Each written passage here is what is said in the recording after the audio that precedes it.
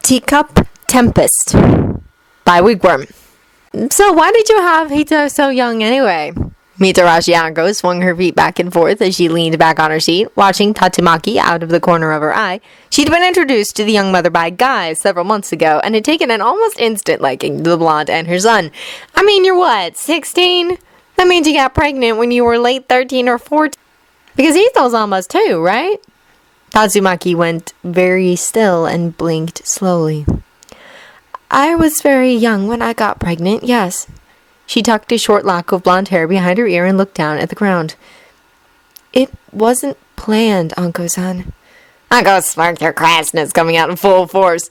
So where's the father? Your boyfriend diddle you and run off? Oh.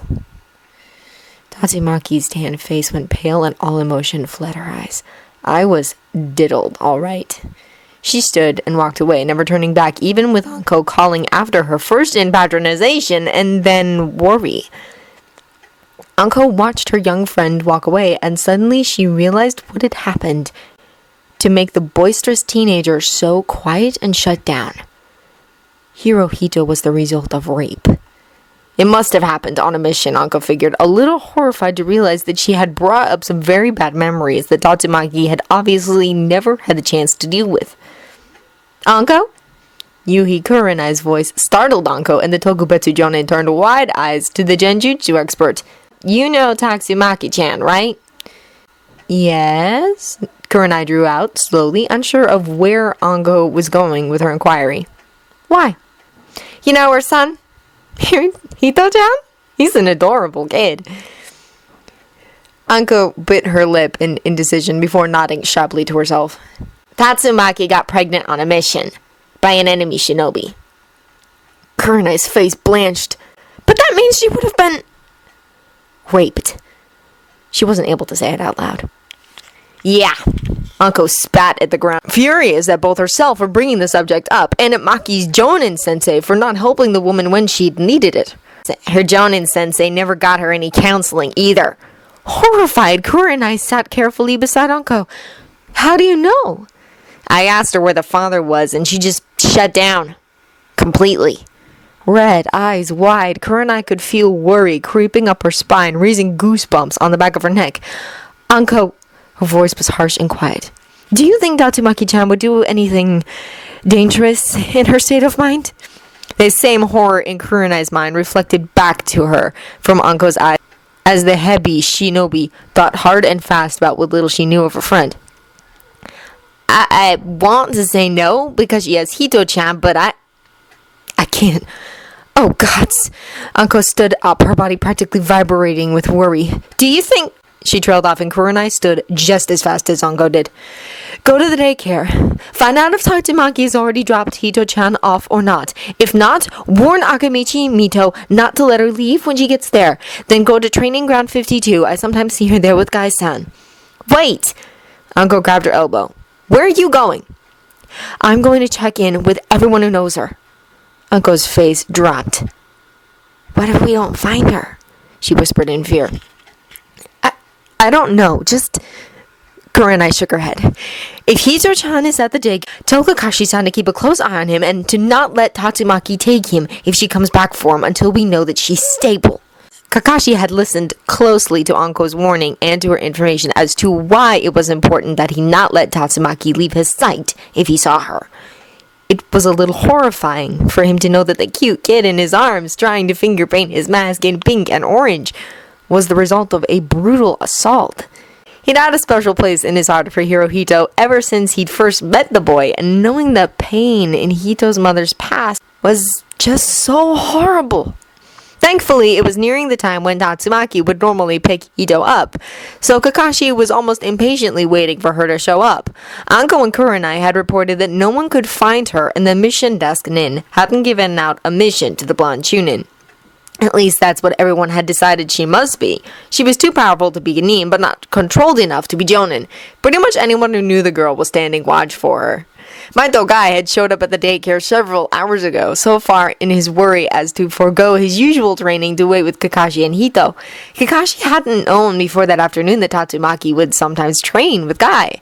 Guy mentioned that her taijutsu was pretty bad at first, but quickly began picking up, as though she had learnt it before, but had gotten out of practice.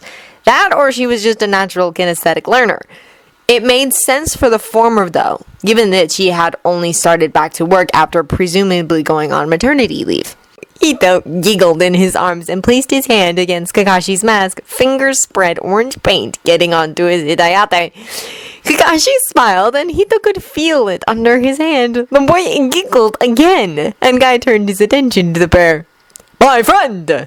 Guy rarely addressed Kakashi as a friend instead of a rival, but in times of trouble the taijutsu expert became as serious as was needed.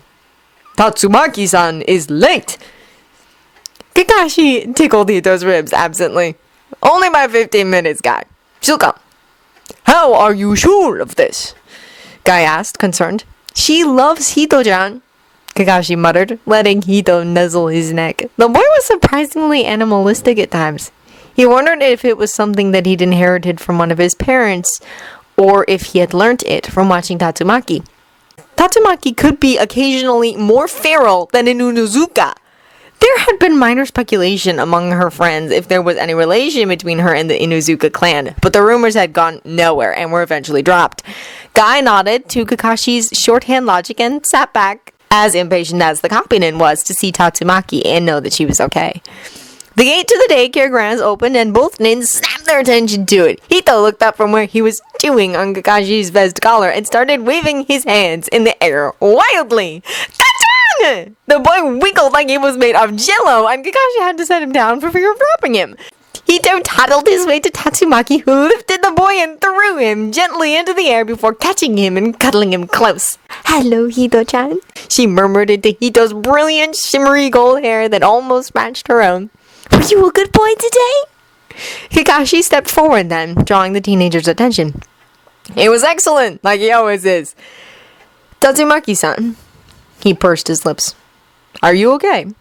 The look she gave him was of pure blank curiosity. Fake blank curiosity. "What do you mean, Kakashi-san?" she inquired back. Kakashi took another step towards her and wasn't surprised when she shuffled backwards a little. "Are you feeling okay, Tatsumaki-san? Today must have been very hard for you." "Today was fine." Tatsumaki shook her head. "No different from any other day." She paused and then forced a chuckle out as she looked towards Guy. "In fact, today was very good, thanks to all the training you've been going through with me, Guy-san. I truly appreciate your hard work on my taijutsu." "Ah, my youthful sparring partner! You honor me with your words!" Guy bowed to Tatsumaki and she nodded her head back. Hito ignored everyone and played with his mother's bright hair. "Thank you, Kakashi-san, for watching my son." Tatsumaki smiled brokenly and turned to walk away. Kakashi wasn't about to let her leave, though, not when she looked like she was going to shatter into a million pieces. Unthinkingly, he reached out and grabbed her shoulder to stop her from leaving the daycare grounds. She trembled under his gloved hand and sucked in a frightened breath. "Please, let me go." Kakashi dropped his hand like he'd been touching something burning. "I apologize, Tatsumaki-san. She stopped speaking, but turned to face the two jonin, burying her face in her son's hair, refusing to look at them. "I would just like to be left alone for a while, Kakashi-san. Guy-san, I've been around people all day, and I haven't had a chance to settle myself." Guy spoke this time, catching on to her meaning as fast as Kakashi had. "Which people have you been around today, Tatsumaki-san? We looked for you everywhere and asked everyone who knows you where you were." A highly unusual frown made its way onto Guy's bold face. "We were concerned." "No need for you to be concerned, Guy-san." The blonde, leggy teenager shook her head and busied her hands with straightening her son's clothing. "I'm undergoing a long-term mission. I've been working it for almost 5 years, and I have about 3 months left to go." She finished with Hito's clothing and then looked a little lost as she muttered, "If nothing else goes wrong." Kakashi's mind was all wrapped up in the mystery of Tatsumaki. She'd been on a mission for almost 5 years. She would have gotten pregnant about halfway through it. She didn't want to get pregnant. She also just said that something had gone on her mission already, and Kakashi was pretty sure that she meant Hito, though she obviously loved Hito now. So then, what was she worried would happen in the next few months? Was it possible that she was being put into situations where she might get pregnant again? That she might be raped again? Tatsumaki-san, Kakashi wanted to step closer to her to reassure her that it was going to be alright, but he knew that he couldn't. She was still afraid of men, she hadn't dealt with her past, and she'd had a shock this morning that she hadn't recovered from, as well as worrying about being raped again on her mission. She blinked, shaken out of her memories and fears, and nodded curtly to Kakashi. Again, thank you for looking after Hito-chan.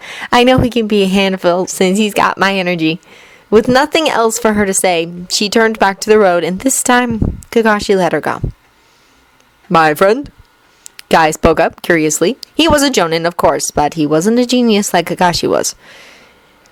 She's afraid it'll happen again, Kakashi muttered, staring at her retreating form. She thinks she's in danger in her mission and that she might be raped again. Black despair filled his heart. And we can't do anything to help her because it's a mission. If we interfere with her mission, it could cost her her life, not just her body. Guy's hand settled on his shoulder, and Kakashi wondered when it was that he'd started to trust Guy with not only his professional life, but his personal one as well. Kakashi was a very private person, but Guy seemed to have managed to worm his way in. We'll do all that we can to help protect her, Guy told him softly, knowing what was in Kakashi's heart as well as Kakashi knew. And we'll do all that we can to help her recover once her mission is over.